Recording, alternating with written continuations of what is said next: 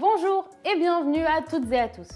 Aujourd'hui dans cette vidéo, je vais vous parler de la rentabilité des panneaux solaires.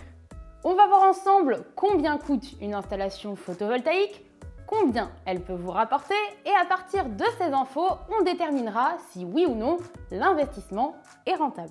Restez bien avec moi jusqu'à la fin parce que je vais aussi vous donner mes astuces pour booster la rentabilité de vos panneaux. Pas de temps à perdre, c'est parti!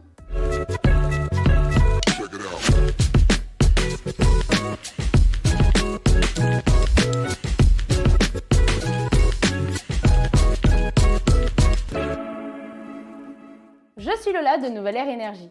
Durant la lecture de cette vidéo, je vous encourage à me poser vos questions en commentaire. J'y répondrai avec plaisir en quelques minutes. Je vous conseille aussi de vous abonner à ma chaîne sans oublier de cliquer sur la petite cloche parce que je partage des bons plans sur l'installation de panneaux solaires et je mets aussi très souvent en ligne des guides vidéo qui vous donnent plein de conseils sur l'énergie solaire. Commençons par une question toute simple. Les panneaux solaires photovoltaïques sont-ils rentables? Eh bien oui, c'est même devenu un investissement plus rentable que l'immobilier. C'est donc plutôt sensé d'installer des panneaux solaires aujourd'hui, surtout quand on voit à quel point l'électricité coûte cher. Bien sûr, je ne vous demande pas de me croire sur parole. Je vous invite plutôt à suivre attentivement cette vidéo. J'ai calculé la rentabilité réelle d'un panneau solaire en autoconsommation. Ce calcul se fait avec deux données, les coûts d'une installation photovoltaïque et les gains. Je vous propose de débuter par le plus sympa, les gains. Pour vous donner un ordre d'idée, on va faire la simulation avec un panneau de 350 watts. Un capteur solaire de 350 watts crête qui reçoit 1000 watts d'ensoleillement par mètre carré peut produire 350 watts. Attention, la puissance en watts crête, c'est la puissance maximale de votre panneau. Très souvent, un capteur de 350 watts crête ne produira pas 350 watts à l'instant T. Je vous ai calculé une moyenne de production pour 1 kW crête. Dans le nord, à Lille, vous produirez environ 998 kWh. À Toulouse, dans le sud, ce sera 1283 kWh. Si vous êtes dans l'est, vers Chalon-sur-Saône, vous produirez dans les 1111 kWh. À l'opposé, du côté de Nantes, ce sera 1231 kWh. Et pour finir à Bourges, dans le centre, votre production atteindra les 1099 kWh. Avec tout ça, on arrive à une moyenne annuelle de 1144 kWh environ pour 1 kW crête. Vous pouvez donc déjà vous dire que si vous partez sur une puissance d'1 kW crête, en théorie, vous pouvez produire 1144 kWh d'électricité gratuite. Sachez tout de même qu'on installe rarement 1 kW crête. On va plutôt prendre une puissance de 3 kW crête comme exemple. Ça nous fait donc 3432 kWh gratuits dans l'année. Je préfère être honnête, ça ne veut pas dire que vous allez économiser 3432 kWh. Par contre, je peux vous dire combien vous allez en économiser à peu près. Sur ces 3432 kWh, vous pouvez en consommer au moins 50%, donc 1716 kWh. Sur une consommation annuelle de 4679 kWh, c'est la moyenne de 2021 pour les foyers français, on peut donc retirer au moins 1716 kWh. Ça nous donne un résultat de 2963 kWh. Si on passe à une autoconsommation de 70%, ça nous fait 4679 kWh moins 2402, soit 2277 kWh.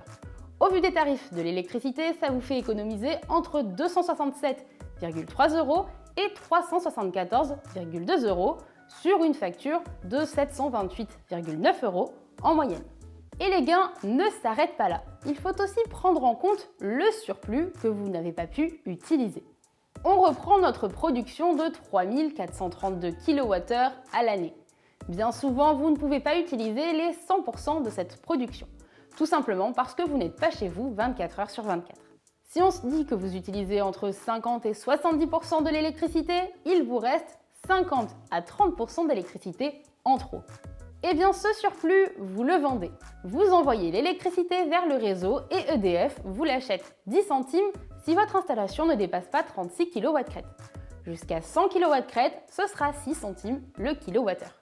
Avec un taux d'autoconsommation à 50%, il vous reste 1716 kWh, ce qui fait 171,6 € par an, calculé avec le tarif que je vous ai donné. Avec un taux d'autoconsommation à 70%, ça vous fait 102,9 €. Vous pouvez donc soustraire encore une centaine d'euros à votre facture, qui est déjà plus légère. On en arrive à payer entre 213,7 et 320,6 € en moyenne. On est bien loin des 728,9 € que je vous ai annoncé tout à l'heure. Jusqu'ici, le bénéfice total sur un an s'élève à plus de 500 €. Et bien sûr, ces 500 € sont économisés tous les ans. Face à ça, il faut bien sûr tenir compte de l'investissement. Je vous conseille de ne pas dépasser 9 000 € pour une installation de 3 kW crête, 12 000 € pour du 6 kW crête et enfin 18 000 € pour du 9 kW crête. On est d'accord, ça reste un investissement. Prenons une moyenne pour un 3 kW crête. Ça nous fait à peu près 7 000 €, ce qui veut dire qu'il faudrait entre 10 et 15 ans de retour sur investissement. Attention, prenez de grosses pincettes. Ici, je ne tiens pas compte des prochaines augmentations du tarif de l'électricité, des taux d'autoconsommation qui dépassent les 70% ou encore des panneaux solaires puissants. J'ai pris un exemple de 350 watts, mais aujourd'hui on monte jusqu'à 500 watts. On peut donc se dire que le retour sur investissement sera bien moins long. Ça y est, on a toutes les données utiles pour faire un vrai calcul de rentabilité. Il est temps de se lancer. Vous allez voir, c'est tout bête. On reprend le prix moyen d'une installation de 3 kW crête, soit 7 000 €. On fait ensuite le rapport avec les gains, économie plus vente sur le réseau public, donc 500 €. 7 000 divisé par 500 multiplié par 100, ça nous donne 7,14%. Sachant que les gains peuvent être plus élevés et le prix moins élevé. Juste pour que vous ayez un petit comparatif, l'immobilier locatif est un placement à 7% de rentabilité et le livret A n'atteint aujourd'hui pas plus de 0,5%. Vous l'avez sûrement remarqué, à part l'investissement, je n'ai rien compté de plus dans la catégorie des coûts. Il y a tout de même quelques frais annexes, mais ils ne sont ni conséquents ni récurrents. C'est pour ça qu'on n'en tient pas compte. Je vous ai listé tous les coûts à prévoir par souci de transparence. Vous allez voir qu'on s'en sort plutôt bien. Pour les installations en revente totale ou partielle, il faut penser au paiement du tarif d'utilisation des réseaux publics d'électricité ou TURPE. On la paye une fois par an et ça coûte une douzaine d'euros. En vendant tout ou une partie de votre production, vous générez des revenus. Qui dit revenus à toucher dit impôts à payer. Pour les installations dont la puissance est de 3 kW crête ou moins, c'est cadeau. Le revenu est exonéré. Par contre, si votre installation est plus puissante, ces revenus sont sujets à l'impôt sur le revenu en tant que bénéfices industriels et commerciaux ou BIC. Pas de panique, même à plus de 3 kW crête, on ne paye pas toujours d'impôt. 29% des revenus sont imposés. Le taux appliqué est celui qui correspond à votre tranche d'imposition en fonction de votre déclaration globale. En bonus, la première tranche de 305 € n'est pas imposée. En bref, si vous déclarez un revenu de 305 € ou moins, vous n'avez rien à payer. Les prix que je vous ai annoncés plus tôt pour une installation solaire sont tous services compris. Du moins, si votre entreprise prend à sa charge les frais administratifs. Normalement, c'est le cas. Il en est de même pour les frais de raccordement. La plupart des entreprises s'occupent de ça pour vous et c'est compris dans le devis. En tout cas, c'est ce que nous faisons chez Nouvelle Air Énergie. On gère toute la paperasse à votre place. Vous vous demandez peut-être s'il faut prévoir des frais d'entretien. Eh bien non. Aujourd'hui, le photovoltaïque est tellement fiable que les interventions de dépannage sont très rares. Pas de coûts supplémentaires de ce côté-là. La seule exception à faire, c'est pour votre onduleur. Si vous choisissez un onduleur central, il faut compter une durée de vie entre 8 et 10 ans. Après ce laps de temps, il faudra le remplacer. D'ailleurs, si vous voulez connaître les meilleurs onduleurs du marché, je vous les ai présentés dans une vidéo. Cliquez sur le bouton qui s'affiche autour de moi pour la regarder. On a fait le tour de la question de la rentabilité, mais j'ai quelques infos à vous partager. Des choses auxquelles on ne pense pas forcément, mais qui font grimper la rentabilité en flèche. Je pense que vous aviez déjà l'info.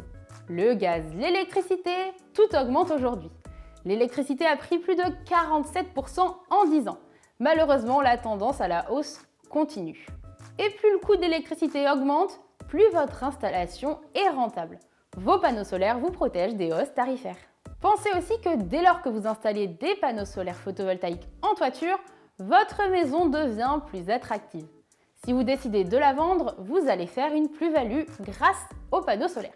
Ça aussi, c'est à prendre en compte dans le calcul de la rentabilité. Vous connaissez le principe des classes énergétiques. Elles vont de A à G. Eh bien, on estime qu'une habitation se trouvant dans les classes A et B se vend 11% plus cher qu'une maison en classe D. Bien évidemment, un foyer qui produit de l'énergie solaire atteindra plus facilement les premières classes. Les panneaux solaires photovoltaïques ont une durée de vie exceptionnelle. Ils sont souvent garantis 25 ans, mais ils produisent facilement au-delà de 30, voire 40 ans. Cette longévité s'explique par leur fonctionnement. Aucun mouvement n'est nécessaire pour produire de l'électricité. Comme rien n'est motorisé, il n'y a pas d'usure mécanique, ils fonctionnent sans maintenance pendant plusieurs décennies. Les modules sont fabriqués avec du verre et de l'acier inoxydable, deux matériaux connus pour leur durée de vie et leur résistance très importante. Il faut quand même prévoir une petite baisse de production. Après 20 ans, les panneaux fournissent entre 80 et 90% de leur puissance initiale. Parlons maintenant de la garantie de production. C'est la meilleure invention qu'on ait faite dans le photovoltaïque. Elle signifie que l'installateur s'engage sur un minimum de production. Si vous n'atteignez pas ce minimum, il doit vous rembourser la différence. La rentabilité est donc préservée, quoi qu'il arrive. Attention, toutes les entreprises ne proposent pas cette garantie. Nous, on vous l'offre. Si vous voulez en savoir plus et obtenir une étude de rentabilité, n'hésitez pas à contacter nos techniciens conseillers. Cliquez sur le bouton qui s'affiche sur votre écran et on vous rappelle. J'en profite pour vous parler de Nouvelle Air Énergie. On est spécialisé dans l'installation de panneaux solaires depuis 2013 et on accompagne plusieurs milliers de producteurs d'énergie solaire chaque année et partout en France. Notre mission, c'est de vous rendre l'énergie solaire la plus simple et la plus rentable possible. Pour finir, l'avantage des panneaux solaires, c'est qu'une fois que votre investissement est amorti, votre électricité est 100% gratuite. Ça veut dire que vous faites constamment des économies et ce, sur une durée indéfinie. Plutôt sympa comme projet. Bref, je suis convaincue que les panneaux solaires photovoltaïques restent un investissement sûr. Et d'ailleurs, vous n'êtes même pas obligé d'installer des capteurs photovoltaïques chez vous pour investir. Voici les 3 options qui s'offrent à vous lorsqu'on l'on parle d'investissement photovoltaïque. La vente totale d'électricité à EDF-OA, la location de toiture et l'autoconsommation. C'est l'option la plus choisie. Vous allez voir que dans ces 3 situations différentes, le solaire est toujours rentable. Il faut juste que ça corresponde bien à vos besoins. Penchons-nous sur le premier cas de figure. La vente totale d'électricité photovoltaïque peut être rentable, mais dans des situations bien spécifiques. Vous êtes sobre énergétiquement, vous disposez d'une très grande surface pour poser une grosse puissance, ou alors vous disposez d'une habitation secondaire avec une grande toiture exposée sud. Dans ces conditions, vous pouvez rentabiliser la pose des panneaux. Attention, il faut quand même être conscient que la vente n'est plus ce qu'elle était au début du photovoltaïque. Les tarifs de rachat ont beaucoup évolué. En fait, ils ont été revus à la baisse. Il y a une dizaine d'années, vous pouviez vendre votre kilowattheure pour 50 centimes. Aujourd'hui, ce tarif tourne plutôt autour des 17 centimes. Si vous optez pour la vente totale, un conseil, ne tardez pas trop. Le prix de rachat est encore revu à la baisse. Par contre, dès que vous signez votre contrat, vos tarifs ne bougent plus pendant 20 ans. Si votre but n'est pas de consommer une énergie propre, mais juste de la produire, vous pouvez aussi louer votre toit. Avec la location de toiture, l'installation des modules photovoltaïques est gratuite. Vous pouvez même en profiter pour rénover une toiture ou pour construire un bâtiment. Les travaux sont financés par le fournisseur qui va se servir de votre toit pour produire de l'électricité. Et vous obtenez un loyer en échange. Comme je l'ai précisé plus tôt, cette option ne concerne que les grandes toitures. Ça peut être idéal pour les propriétaires de hangars agricoles, par exemple. Allez, je vous propose maintenant de finir en beauté avec quelques astuces pour obtenir un taux de rentabilité encore plus élevé. Si vous êtes arrivé jusqu'ici dans la vidéo, c'est sûrement parce qu'elle vous plaît. Alors n'hésitez pas à aller mettre un pouce en l'air juste en dessous. Ça m'encourage à continuer de vous partager mes connaissances sur l'énergie solaire. Comme promis, voici 5 astuces pour optimiser au maximum la rentabilité de votre investissement. Vous me remercierez plus tard. Ma première astuce, c'est la prise connectée. Pas besoin de vous équiper du dernier système de domotique dernier cri et hors de prix. Avec des prises connectées ou programmables, vous démarrez vos appareils en pleine journée quand le soleil brille.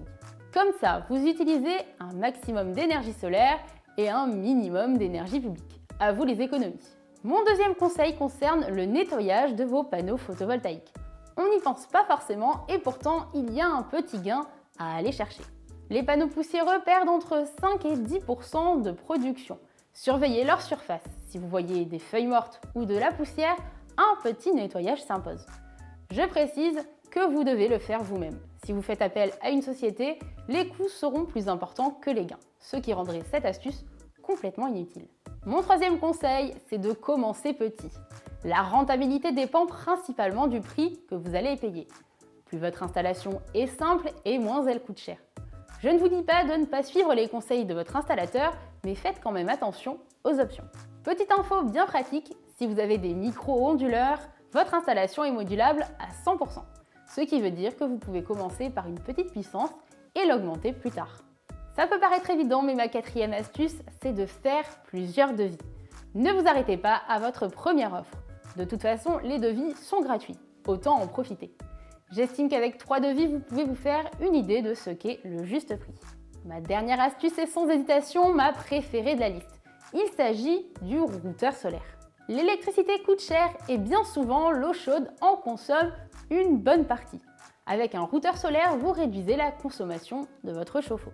Le routeur solaire est un appareil qui redirige directement le surplus d'électricité vers le ballon d'eau chaude. Il faut simplement calculer ce qui est le plus intéressant, gain sur la revente de surplus ou économie sur la facture d'eau chaude. Si vous voulez en savoir plus, n'hésitez pas à cliquer sur le bouton qui s'affiche autour de moi. Vous pourrez regarder ma vidéo spécialement dédiée à ce système. Voilà, je pense qu'on a largement balayé le sujet de la rentabilité des panneaux solaires. Je vous propose de faire un petit résumé de cette vidéo. On peut dire qu'investir dans des panneaux solaires est rentable. Le calcul coût-gain est flatteur pour le photovoltaïque. On atteint 7,14% de rentabilité, ce qui est plutôt intéressant.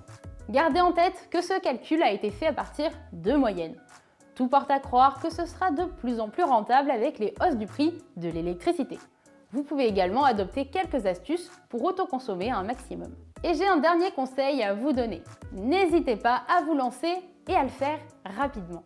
Les subventions de l'État peuvent vous aider à rentabiliser votre investissement, mais elles ont tendance à être revues à la baisse chaque année. Cette vidéo est terminée et je vous remercie de l'avoir regardée. En attendant la prochaine, je vous encourage à aller jeter un œil aux vidéos que j'ai déjà publiées. À très bientôt sur la chaîne.